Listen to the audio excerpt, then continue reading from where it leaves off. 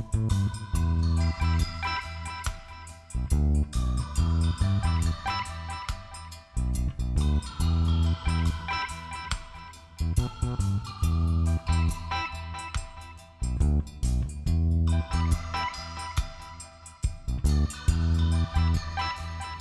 again. Welcome to another edition of Arts and Ideas. I'm Sue Swinand. I'm over at the Auora Gallery of ArtsWorcester at 660 Main Street in downtown Worcester. And I am here to introduce you to the work of Jennifer Amenta, who has the main show in the upper gallery here. And there are also 3 other shows in the building at the same time.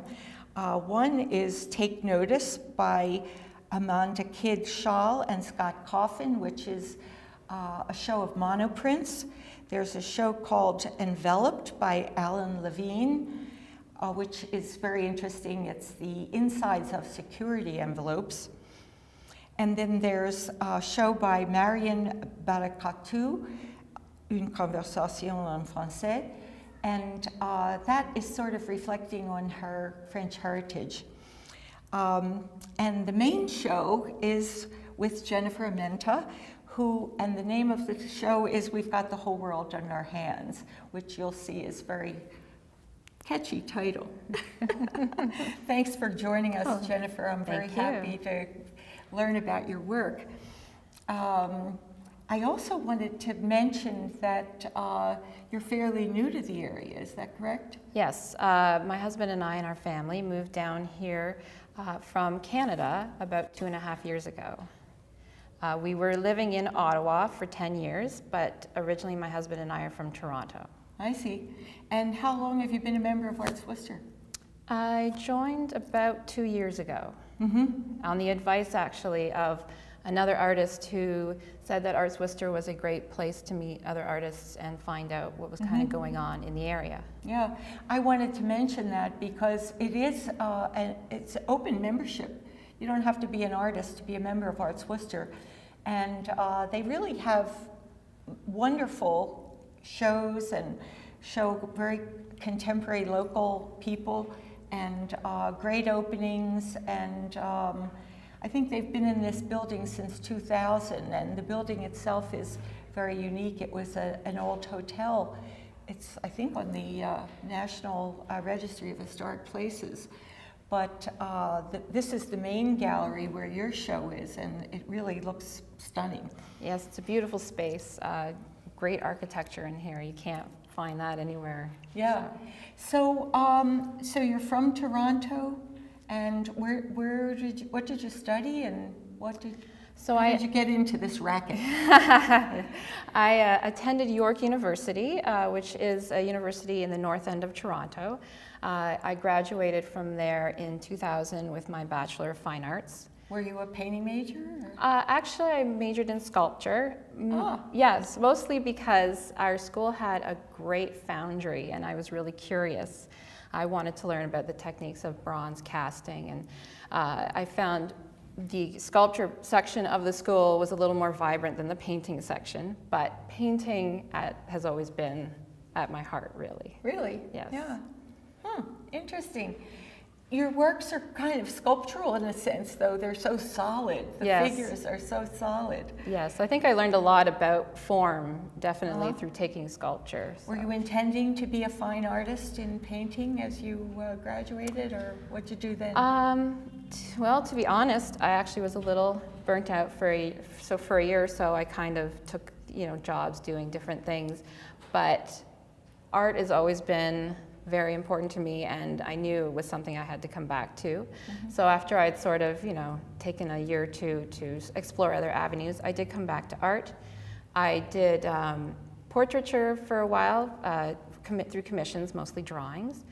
And then I even got a job working as a bridal fashion illustrator for a high-end designer when my husband and I moved to Ottawa. Oh. Very, we all have to find ways to make it happen, right? Yes. So then when did you start focusing on painting as a fine art you know, the whole fine arts aspect of your career? Well, I had been doing it part-time, you know, in my free time for a couple of years. I really did want to make it a full-time thing. But as we know, art is a difficult career to make a living in. So I had to sort of wait until my husband and I were both in a situation where I could, you know, basically leave my full-time job so that I could dedicate full-time to doing my artwork. And that was probably 2005 that I was able to do that. And what did you start with? Were you right into these urban settings when you began, or did that come later?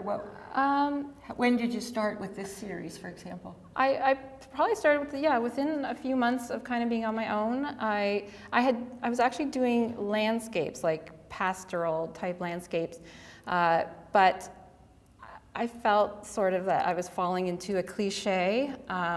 I don't know how familiar you are with the Group of Seven in Canada, but they're a revered art group historically.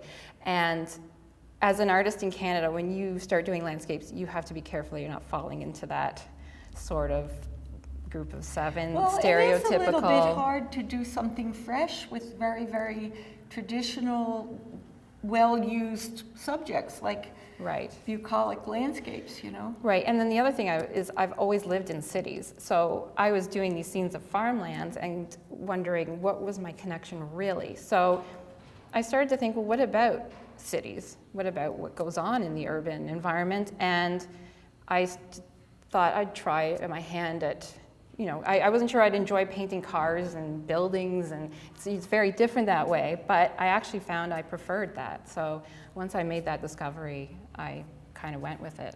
I think it's a wonderful series and a wonderful vehicle. You know, you've latched onto something which is kind of unique, and you have this very contemporary look, but yet you're using these figures in a very fresh way that I think is sort of arresting. You know, you stop and really take notice of these. Right. So the first topic or the first subject matter was urban settings, or?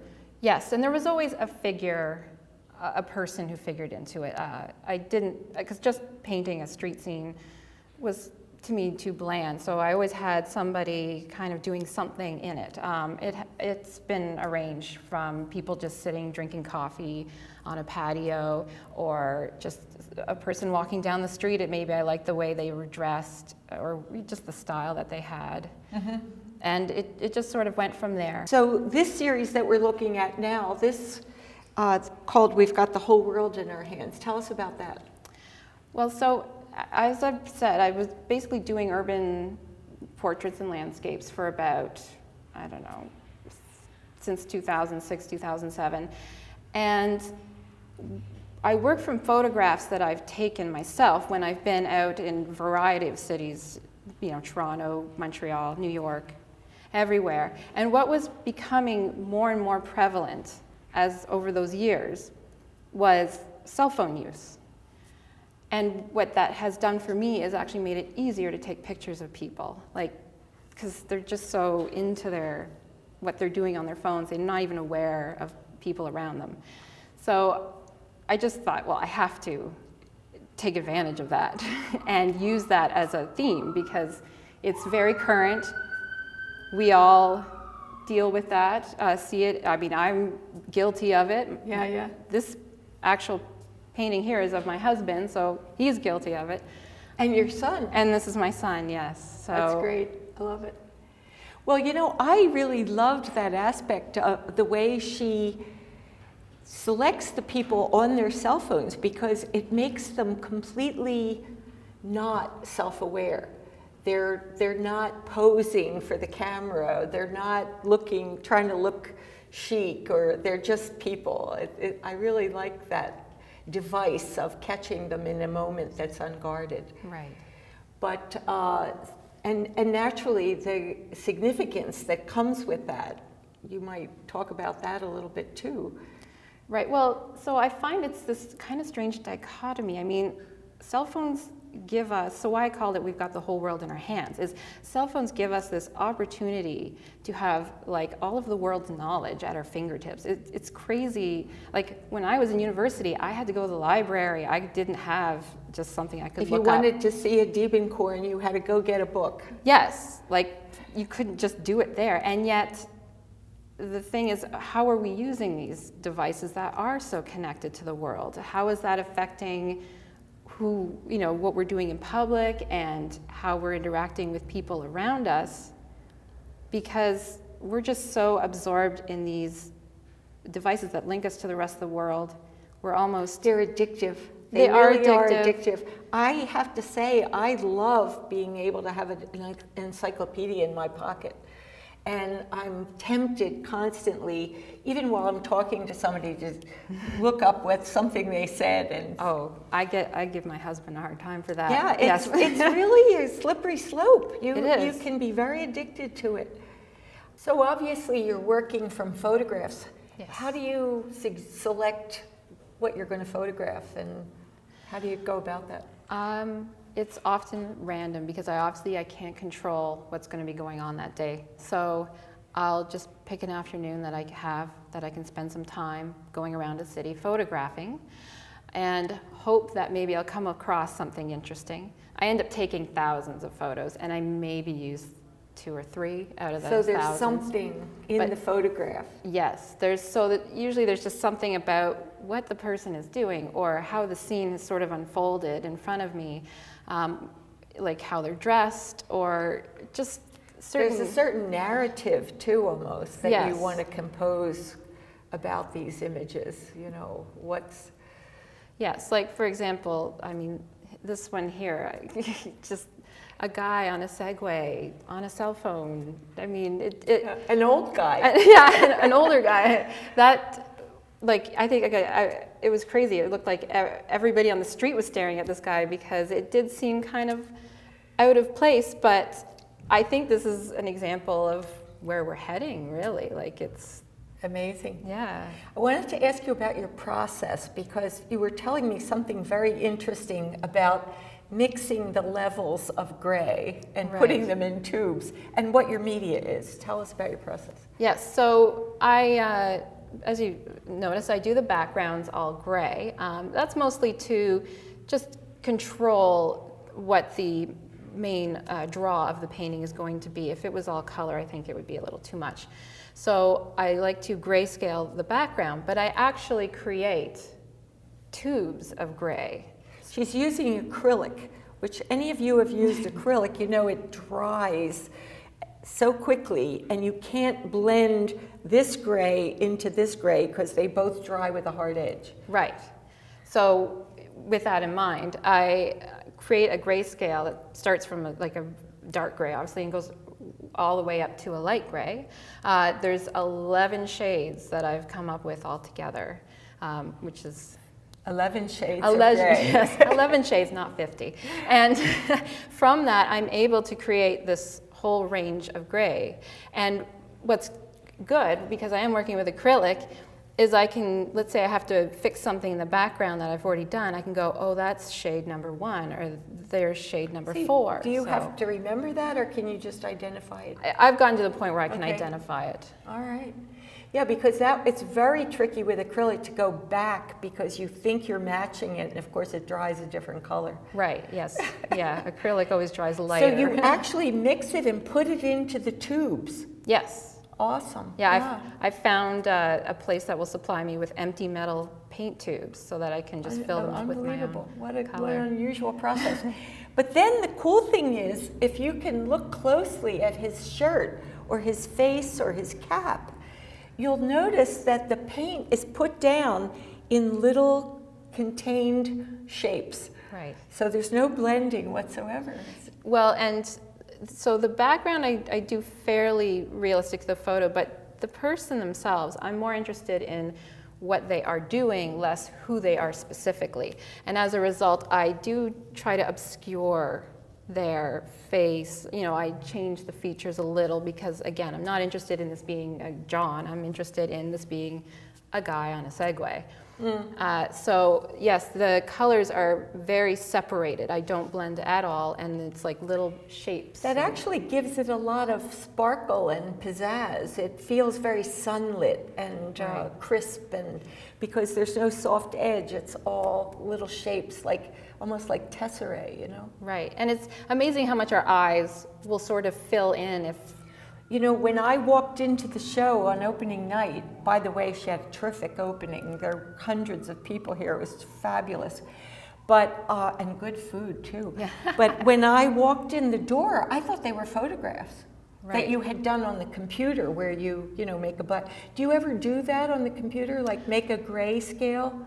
I do grayscale the photograph, because that definitely makes it easier to work from. Sure. And then the figure I do also digitally manipulate on the computer to just help me with how I'm going to break up the color. And Yes. Yes, and I also change the saturation and everything to get more vibrancy into the color. I really get a very emotional response to this piece. Were you thinking anything special when you took the photograph? Or? Well, this is a situation where I took the photo without, at the time, thinking much of it, went on to take my next series, and then when I was looking at on the computer, looking at the images, I was just drawn to this one because there's a lot of it's not just, this girl sitting on a doorstep. There's a lot of other sort of elements that happen naturally. Like, I love this sort of dark shadow that's falling across, and I mean, there's just something sad about her and this old staircase thing that she's sitting on. Even the way she's sort of entrapped by those shapes, you Right. know, compositionally, you get that feeling of entrapment.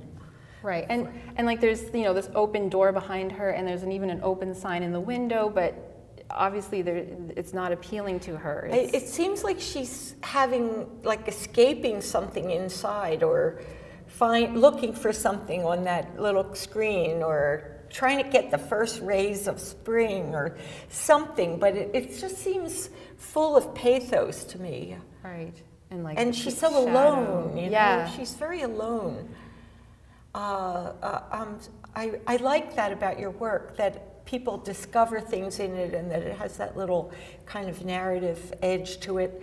I was noticing back here it says "Smile, you're on camera," you know. Yes. Maybe she's doing a selfie. I don't know, but it's even, I liked that smile, you're on camera too. When it takes you so long to do one of these paintings, you must, in the process, you were talking about seeing people, and then the ideas of what they are about change as you're working on the painting. Yeah, my feeling towards them, and because the thing is too, I leave the person till the very end, so I do the entire background. So sometimes, once I've completed that whole background, it sort of has influenced how I'm now going to paint them. What this person is going through. Yes. We were talking about the three guys sitting in the Starbucks looking at their cell phones, and how that changed for you over time, and how you began to see them in different ways in relationship to the woman. And so stories emerge for you as well, and what you want to say with the figure. Yes. So where did you get this subject? So this scene is from my hometown of Toronto. And when I'm picking my scenes, I do try to pick ones that aren't so city specific. Now, if you're from Toronto, you will probably recognize this garbage can, or in some scenes you might see a streetcar, and that's how you know it's Toronto. But if you're not from Toronto, It could be anywhere. It could be anywhere, and I'm more interested because there's just so much that's the same with every urban city I go to. It could be New York, it could be, Boston. It's more about what's going on. What's universal for Yes. everybody.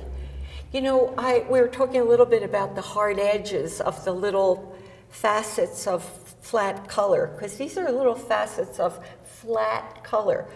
But the illusion is that they give you this wonderful volume and space. But you were saying you do tape some areas as well, like the straight edges?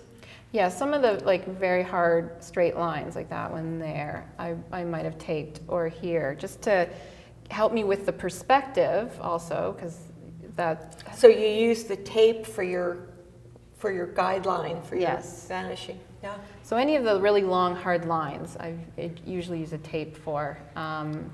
Anything that on the person, though, of course, that doesn't use that. Yeah. Well, it's interesting, though, because they don't at all have the feeling, although they're hyper-realistic in some ways, they don't at all have that feeling of being airbrushed, that they have a very painterly quality. Right. Because you can see the little brush strokes moving on the paint. But I really like this one. You were saying she almost walked right into you? Well, so like I said, part of the show has been the fact that people are on their cell phones, they're so engrossed that me taking their picture has just gotten so much easier. This is a prime example. I took 4 or 5 shots of her, and I was probably like 10 feet from her. Like she honestly... She almost crashed right into you. Yeah, she had no idea what was going on. Well, these are quite different. Tell us about these. Yes, so these are smaller ones that I've done, and they're all on panel. All of my other paintings I do on standard canvas. But these are on a wood panel, and instead of me painting the background, I use a photo transfer technique that allows me to do these faster as a result. So if you'd like, I can tell you about the technique involved. Yeah, so you're actually transferring an actual photograph? Yeah, so it's a black and white photo? It's a black and white photo that I've digitally manipulated. So in most cases, I've upped the white and kind of fuzzed it a little to make it a little, to give it some interest instead of it just being the plain black and white photo. I then take I print out the photocopy, I print out the photo. I take it and photocopy it because the ink that I need for the transfer has to be toner based. It can't be. And that's on the Xerox. Yes, and so you can get that. You can also, if you have a proper, printer that has like a carbon toner cartridge, you can do it from there too. But I've only got what most people have, the very cheap bubble jet. So I take this, I photocopy the image. I should have mentioned, I have to flip the image before I've printed it because out. You're going to print and it's going to be mirrored. Right, because I'm going to end up with a mirror image. Yeah. So I have to, sometimes I forget to do that. But, so I get the photocopy. Then what I do with the wood is all I do is I put a bit of gesso, which is like a white primer in the background. And then I apply, once the gesso is dried, I apply a thin layer of a gloss or matte, it doesn't matter, acrylic medium. I always say it's like Mod Podge for people who may not know what a gel medium is. I lay down the photocopy on, print side down, smooth it out as best I can, and try to get all the wrinkles out and everything. And once I've got it down, I let it dry for not even a full minute, wet the paper with just water, and then I peel the paper off. And what happens is the toner sticks to the gel medium and gives me this transfer. It's never perfect. You're always going to get like these weird... But that's kind of the quality of it. Right, and that's also part of why I sort of fuzz the background before I even do the print, because I know it's not going to be perfect. So I like to, control it as much as I can and then let what happens happen. So did you say you're rubbing the paper off then? Yeah, you try to peel it if you can, and then the little bits that are left you have to rub off. So the ink goes down, face down on the medium, yes. The acrylic medium on the wood face with gesso on it, which is dry. Yes. And then you wet the paper? Yes. And try to peel the paper off, and the image remains on the block. That's right. Oh, very interesting. It's almost like a... Very interesting. I noticed too that these are quite glossy. So are you varnishing these pieces, or? Yeah, for these wood ones, they need the gloss varnish, because what happens is after the transfer, you do still end up with little bits of paper residue. It's hard to get completely removed. And the only way to kind of get rid of it or minimalize it is to varnish it with a gloss Okay. varnish, just an acrylic gloss varnish. So it doesn't look fibrous and fluffy Yeah, and fuzzy. it sort of Yeah, yeah. evens out the tone better. Although, as you pointed out, the interesting thing is the actual glossiness only seems to adhere to the figure, which I have painted. This is not part of the transfer. This is something I do after I've transferred. So the figure ends up being glossy, but the background, for whatever, I honestly don't know. A little bit flatter, a Still little stays absorbent in some way. Yeah, it seems Yeah. to absorb some of it. These are great. And you've got quite a series of these little ones which make a nice grouping.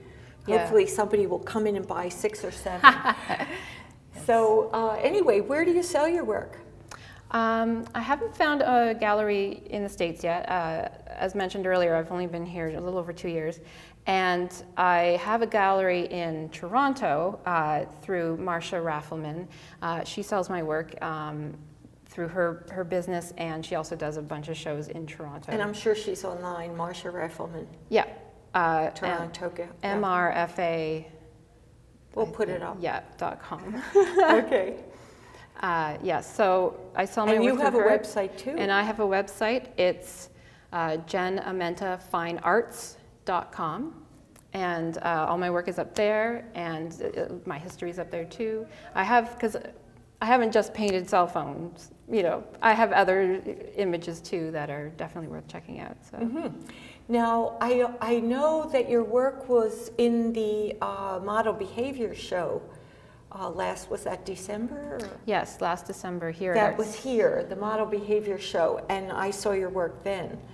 And you were selected, the people from Fitchburg came and selected her work to travel up to the exchange show that takes place in Fitchburg this summer, right? Yes, in June, they selected 10 works from the exhibit that we had here in December to be exhibited in June up at the Fitchburg Art Museum.